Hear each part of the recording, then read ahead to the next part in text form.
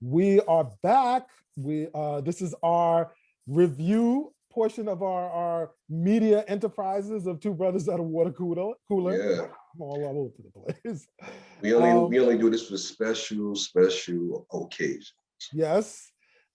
We are here to talk to you on our thoughts about Zack Snyder's Justice League, or Justice League, the Zack Snyder Cut.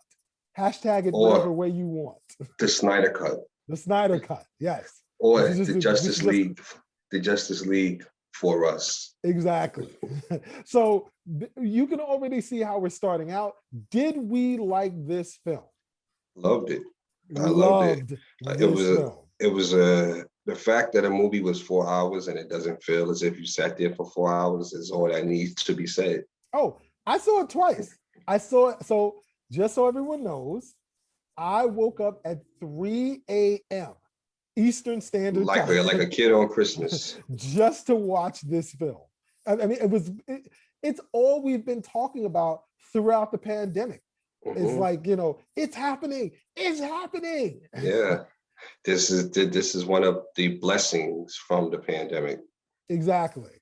And there are very few outside of stimulus checks. Far and few between. Exactly. And so I was up at 3 a.m.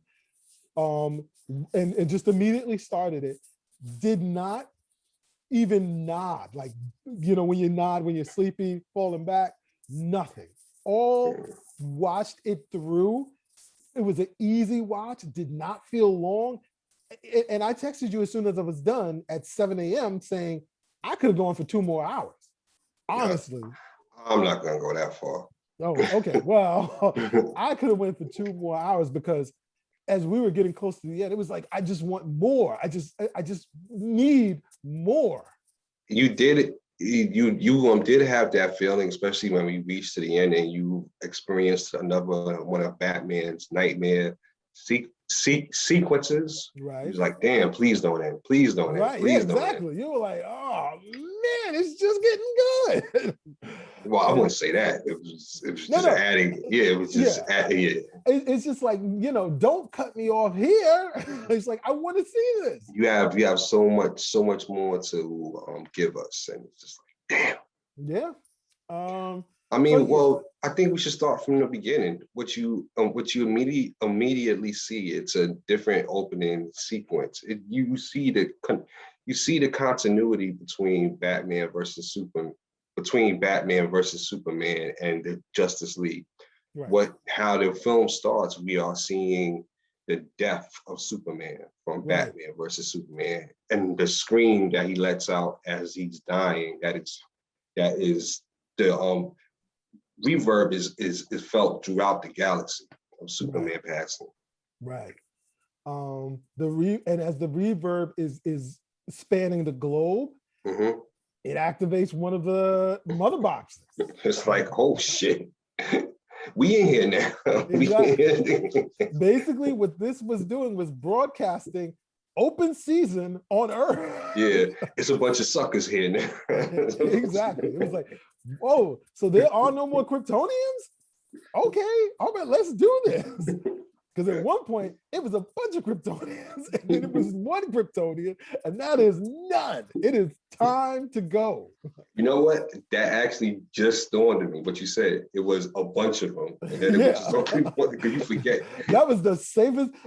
What's ironic about it is they caused so much destruction on Earth, but that probably was the safest Earth had been in the entire universe. Everybody, like, as Darkseid was looking at the menu of planets to conquer, nah, I really it's like 1, 2, 3, 4. Oh no, let's skip to the next planet.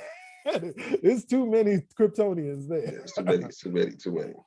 And so the mother box is activated, and we then cut to various scenes. Well, really just I think we cut to the Wonder Woman scene at that point. Yeah, that's the next. That is the next big focal point of the film. Yeah, and you immediately see that what we saw in the original. What once was a PG-13 scene is now clearly a rated R scene. Yes, it is brain juice being splattered all over the place. Oh yeah, And she, and I'm not even it's the talking about same her. Banks. It's the I'm not even same. talking about her. I'm talking about when they shot the cop on the street. Oh, yes, yeah. And that's the crazy thing. It's kind of like you're looking at this scene again, and you're like, oh wow, I remember this, and it's like, wow, and you're like, whoa, I don't, I don't remember that. And then, and then when Wonder Woman comes in to save the hostages, and she is like tossing these men at the wall, you're like, wait, that guy's dead. There's no way he could survive a toss like that. Well, And you're like, no, okay, this is a different just movie. in case you didn't get the point, you saw the splatter after she drew against Yeah. the wall. Yeah, you're like, okay, wow, this is not the same Justice League I saw last time. I was like, okay, well, these are very different kind of heroes. These are not the same kind of heroes we No, saw. these are real world heroes. Right. I mean, this is the circumstances. Once she used the what's the Lasso of last Hestia. the lasso, yes, and he told her what they were. Yeah. They wanted just to kill everyone just for the sake of sending a message. She knew Right. these No type of holds people. barred. Yeah, she knew it would be no quarter given to these people. These type of people you cannot negotiate with at all.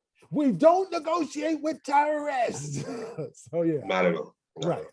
And so, once again, I mean, what I'll say on a larger scope is what I found fascinating about this film in total was that we had seen a lot of this film in the original, in the theatrical cut.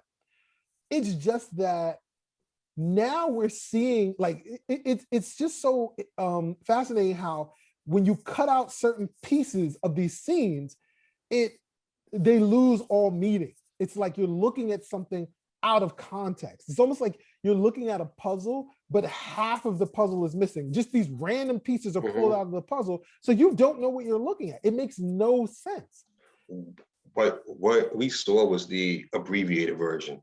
Yeah, but the thing is, it was abbreviated, but it wasn't abbreviated to quickly give you the point of something. It was abbreviated where they took out like you had a 5-word sentence and they cut it down to 2. It's like, well, I don't know what you're saying. Butter and feet. It's like, what does that mean? So it's like, yeah. Nah, definitely. And one of the earlier scenes that we start to see is how we were led to believe in the first film that it was Steppenwolf that tried to conquer Earth. Right. And he was turned back. But what Zack Snyder's story tells us is no, it wasn't Steppenwolf. Right. It was Darkseid. And Darkseid is breathing, walking, and talking and showing off in all his glory. Yeah. Yeah.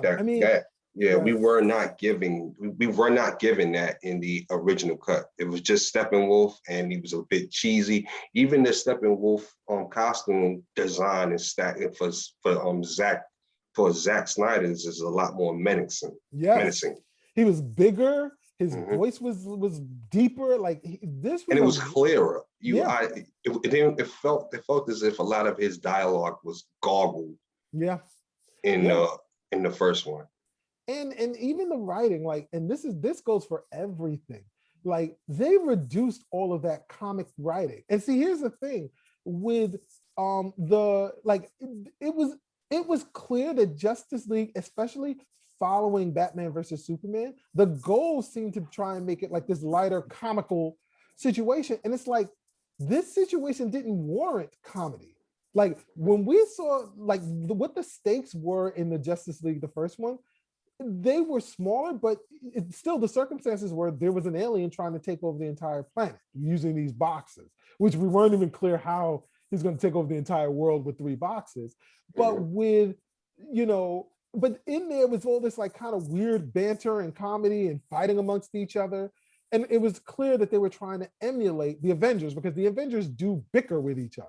But that was built up over time. You saw like the thing was about the Avengers or the Marvel Cinematic Universes. Each of these characters had their own independent movies. So you can come to a table where like, oh, you know how Thor is, you know how Tony is, you know how Captain America is. It's because you spent years with them, so you can bicker. But what we had in in the Justice League, the Snyder Cut, was that we've got this very, very dangerous situation where everyone is going to die. There is no time for us to Yeah, but everyone is very, in the beginning, standoffish. right. Outside of Flash, everyone is very leery. Yeah. And which is natural. Reasonable. Yeah. You're not just gonna meet another person and just be cracking jokes and making witty comments just Yeah. off the jump. And that was what we got in the Justice League Especially, X. especially after you just got face palmed by some giant, some giant old god. But I'm sorry, he's a new god. If you're a Yeah. DC comic head, then he's a new god, one of the new gods. Yeah, so and also what Tommy said too about the mother boxes, they bought the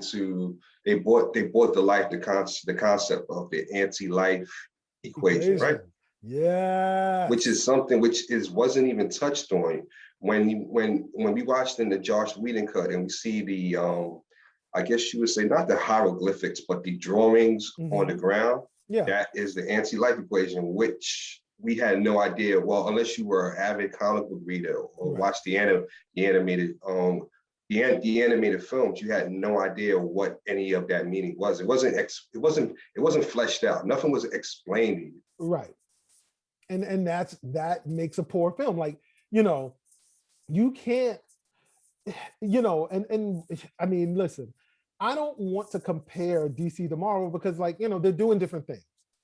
But if when you're dealing with a comic book film, you have to hold everyone's hands. You can't just expect you can't just expect all of the viewers to be comic book readers. And two, you can't just cut like these huge pieces out of these characters' backstory. That was the whole point. The whole point was the dark side. Why is Earth so significant? Because Darkseid is looking for the anti-life equation, and the anti-life equation is on Earth. What is the anti-life equation? You don't need to know exactly what it is, but it was clear that it's very bad. The anti-life equation was something that Darkseid could use to decimate worlds. It makes for layman's terms, it's sort of DC's version of the Infinity Gauntlet. Exactly. if in no other terms, it's DC's version of the Infinity Gauntlet. You don't want him getting it. Yes. And so, that was all we needed, because once you introduce the idea of this, super weapon, it was like, oh, they got to come together. They got to stop him. He can't get that. It doesn't matter what your understanding of the DC world is. He can't get that now. And what we also learned in the Snyder Cut is Steppenwolf had a falling out from Darkseid. So he's not trying to gain.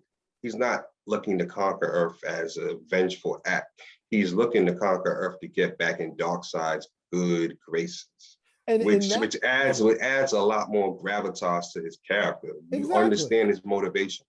Exactly. I mean, and that was another major factor that was missing from the theatrical cut by Josh Whedon, who is canceled.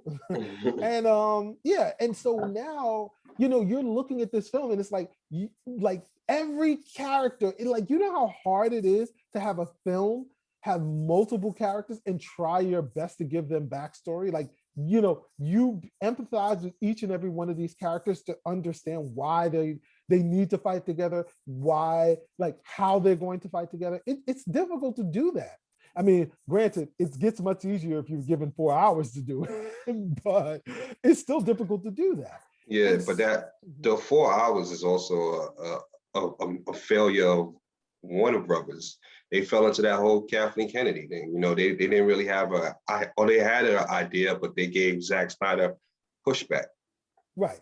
It was, and it always boils down to, with Hollywood, dollar signs. Mm-hmm. They always want the 2-hour film, because if you have a film that's 2 hours, you can get more. It can play more in movie theaters. A 2-hour film, let's say the movie starts at 12 noon in the day. Well, a 2-hour film could run 6 times. But if it's a 3-hour film, well, that's less times it can run in the day. That means less times people are paying to see it. But the problem with that is, which Hollywood seems to like, I don't know if they understand this, but like Infinity War and Endgame were close to 3 hours. And that made all of the money. And so the reality is this: if you make a good film, it doesn't matter how long. Yes. The only time people complain about the length of a film if it's not good. Right. I never heard anyone complain about a good film saying it was too long. Exactly. Yeah. No one cares about the length of a film, and people will fill the seats. It's like, listen, as long as it's great, don't worry about how many times you can get people in the theater that day. Just worry about if it's going to be, if the word of mouth of how amazing this film is going to be will keep people coming over and over and over, because that's what you know is going to happen. I went to see Endgame like 3 times. One with you, once with my wife, and then another time with my kids. And then I think I went another time. Maybe that's 4. And that's the thing. It's like, if it's amazing, you don't have to worry about turnover, because you're going to get people coming back to see it over and over and over. I think if they understood his vision, I'm a firm believer for these studios that are doing these, these huge comic book storylines or science fiction storylines. Not saying that you need to have a fan. I'm saying you need to have a fanboy in the chair, but you need to have someone who loves the property, who is a fan of it, in there, hearing this discussion and telling people good ideas or bad ideas. Someone that understands his vision that could translate it to the powers that be. Right. And for whatever the reason, Warner Brothers, they seem to be very reactive to Twitter or social media, because that's the reason why they they'll tell you now that Zack Snyder left. But if you read the full happenings on that set, right, it was a lot going on that led to him walking away from it. And if you're interested in the article, Mike is probably going to tweet it from our Twitter account. So, check out our Twitter account. Mike usually tweets out like different articles and things like that, just, to keep yourselves aware of what's going on in the world of Hollywood regarding superhero stuff. Yeah. Let's get back to the film though. Yeah, I mean, we're not gonna go through the whole thing because it was 4 hours. Yeah, basically, Josh Whedon cut all the black people out. Well, not all, excuse me, all the POC. Yeah. Or if you were a POC on this film, and for those who don't know what POC stands for, people of color. If you were people of color, your role was slashed in half. And that's the crazy thing. See, now I'm slightly excited about this, because when everything started, Ray Fisher literally was like, listen, Josh Whedon is racist. And everybody was like, wait, what are you talking about? He's like, he's racist. And everyone kept asking him, like, what do you mean? What are you talking about? Was the complaint that he was racist, or the complaint that he was an asshole? I don't think it was. Yes. No, I don't know. I remember him saying both. Okay. And what happened was, everyone was kind of like, Warner Brothers did this whole investigation saying like, we're investigating him. Where are these accounts of him being racist? And he was like, it was confusing, because what was being released to the public was Ray Fisher was being difficult about the investigation, and that Josh Whedon was being accommodating, and everybody else in Warner Brothers, like the executives, were being accommodating, but Ray Fisher was the one that was being difficult. And then it ended kind of like inconclusive. That's what I know. I mean, I could be wrong. The tide didn't start to turn until you started to hear Jason Momoa, right, exactly. Jason Momoa said, "I stand with Ray Fisher." And Gal Gadot start to voice their complaints about Joss Whedon, the climate on the set. So then what ends up happening is we all get to see Justice League, the Snyder Cut, and we see the Snyder Cut, and it's like, oh wow, look at Ray, like wow, I'm seeing a lot more of Ray Fisher. Wow, I'm like seeing his mom and his backstory. Wait, oh wow. And then you go, oh wow, wait, now I get to see Barry Allen with Iris was cut. Huh. Wait, so Iris was cut and Cyborg's family was cut. And then while you're looking, it's like, oh wow, that's such a cool story about Cyborg helping, that waitress who is clearly Latina. Wait, she got cut too. And then we see the Atom, who works at Ryan Choi. Right, Ryan Choi. We see the Atom, and we're like, wait, what? Wait, he got cut too. And so you're starting to see this weird pattern of all of these people of color, seem to have gotten cut like arbitrarily. Like you see, because here's where it gets debatable. Okay, so you thought it was necessary to cut Iris West, but it was okay to keep Barry Allen's dad? Like, if you're cutting everything, why didn't you cut him? Yeah, like we had no idea why Cyborg was a sourpuss. Exactly. We had no context to his character. He just seemed moody and difficult. And it's like, and then you get to see, and he wasn't even that. Like when we got to see his stuff outside of Joss Whedon, it was like he was a very complex character. I mean, I'll say this, for it being an ensemble cast, he was the lead. Yes. It was like, and so then what ended up happening after I saw this film was like, oh, Joss Whedon is racist. And so now I know exactly what Ray Fisher was talking about. Yeah, and I also said too, like he's a better man than most. Yeah. In Hollywood, you never get a second chance at a first impression. Right. And for him to have, in his mind, I'm the lead in this film. Or like at least like my story is front and center. Yes. I have the most meat to my storyline in this film. Yeah. And for it to be cut from existence, it was to the point where people were referring to the Cyborg in Doom Patrol as their cyborg. Right. No one even cared for the Ray Fisher, the Ray Fisher's his version of it. But after this film, people would love to see a Ray Fisher. It was trending. Ray Fisher's my cyborg. So yeah.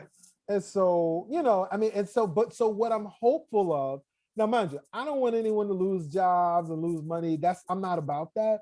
But what I am saying is that it's already over for Joss Whedon. I want this to give validity to Ray Fisher's testimony or to his allegation, and Warner Brothers then turns around and goes, listen, we see what you're talking about. Mm-hmm. How about would you please come back and finish this Cyborg movie? Like that's what I really want to see. I want to see him come back. It's more or less, I want him back, but I want Zack Snyder for us to finish his story. If his story encompasses him having a Cyborg movie, then so be it. But I would love to see Zack Snyder given the opportunity to finish his vision. Please. Mm-hmm. And then, he threw in such gems like Martian Manhunter. Exactly. Yeah, it was like, wait, and then Martian Manhunter comes in at the end, like, listen, I'm with you next time. This like next. My whole question for him would have been like, yo, my dude. Everybody has this question. They was throwing knives and tables at us, and now you want to be in? Well, listen, I could have used all your help a couple of months ago. No, he was too busy. He was on a detective private eye. He's not a detective private eye. I know he's a general or a colonel. He's like a 5-star general who gets orders from the president. So he's very high up. Well, listen, he had political affairs to tend to. Yeah, and then also we get how the end of Steppenwolf. It wasn't a cheesy. We just made him. We made him bleed, and the parademons took him away. No. Oh no. No. First, we see that he is no match for Superman. Not even close. Like it wasn't even a fight. It was like Right. He was like literally high school, schoolyard bully. It was just like this when the guy punching went him in his face. and then Superman tosses him up in the air, and Wonder Woman decapitates him. No. So okay, wait. No, what actually happens is he stands up. This is after Superman uses his heat vision to cut off his sword. Aquaman stabs him in the back and lifts him up. Superman punches him off Aquaman's trident, and as he's flying towards the portal back to Darkseid, Wonder Woman chops his head off. So his two pieces fly back to Darkseid, where Darkseid steps on his head and crushes it. And that's how Steppenwolf is ended. Yeah, and then the Darkseid calmly turns to granny goodness and his man Asar and goes, okay, we'll do it the old-fashioned way. Yep. Prepare the Armada. Yep. Decide. Yes. He's like, I told you he would not be able to complete it. He's like, yes, you did. You did say that. Yeah, I feel like Asar was straight hating. He was letting him know. He's like, Steppenwolf can't do all he told me. Decide was just letting him know. So I mean, yeah, like we could go, honestly, we could really be here talking for hours and hours, but I mean, these are my final thoughts on the Justice League Snyder Cut. We got so much more content that provided us with context to a story about these characters that we all care about, and we got real direction. Like we were able to see that this person that created all of this had a real vision and was taking the story somewhere we wanted it to go. He was very ambitious in the vision that he laid out for his continued universe. Yeah. It wasn't, you left the theatrical version saying, well, damn, fuck was that? Yeah, exactly. And you left this version after 4 hours saying, I need more. Exactly. So I just want to end off saying, like, in terms of water coolers, I mean, this is because I'm a comic book fan. It gets 5 water coolers from me. 5 water coolers here. There you go. So please. A water cooler and a half for every, no, a water cooler and a quarter for every hour. Exactly. There you go. So if you have not seen Justice League Zack Snyder Cut, please check it out. You can take it in pieces, or you can look at the whole thing in one sitting. I mean, like I said, I think it goes down easy, so it's not a difficult thing to do. But however you do it, please check out the Zack Snyder Cut. Definitely. All right. This is our review, a rare movie review of the Justice League Snyder Cut. Peace. You've been listening to Two Brothers at a Water Cooler with Mike and Tom, produced by Jamie Fernandez and Peter Bune. Rate and review this show on Apple Podcasts, and you might find your review in a future episode.